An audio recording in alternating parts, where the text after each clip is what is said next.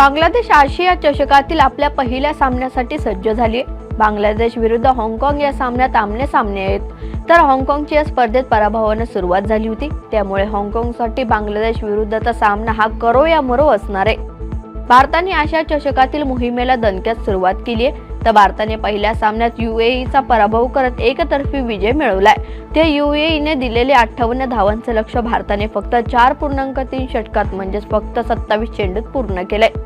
ICCने जाहीर केलेल्या वनडे क्रमवारीमध्ये इंग्लंडचा वेगवान गोलंदाज जोफ्रा आर्चरने 16 स्थानांची झेप घेत तिसरा क्रमांक पटकावलाय, तर या क्रमवारीत दुसऱ्या क्रमांकावर श्रीलंकेचा महेश दीक्षित आणि चौथ्या क्रमांकावर टीम इंडियाचा कुलदीप यादव आहे। भारताच्या महिला बॉक्सर्सने 2025च्या जागतिक बॉक्सिंग चॅम्पियनशिपमध्ये चमकदार कामगिरी करून देशासाठी 3 पदकं निश्चित केली आहेत, तर जास्मिन लांबोरिया, नुपूर शेओरन आणि पूजा राणी उपांत्य फेरीत प्रवेश करून किमान कांस्य पदक निश्चित केले।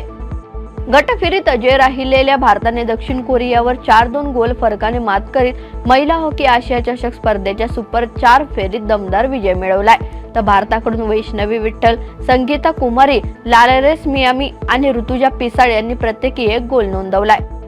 फिडे ग्रँड स्विस बुद्धिबळ स्पर्धेत विश्वविजेता डी गुकेशला सलग दुसऱ्या पराभवाला सामोरं जावं लागलंय। 6व्या फेरीत तो ग्रीसच्या निकोलस थिओडोरोकडून पराभूत झालाय।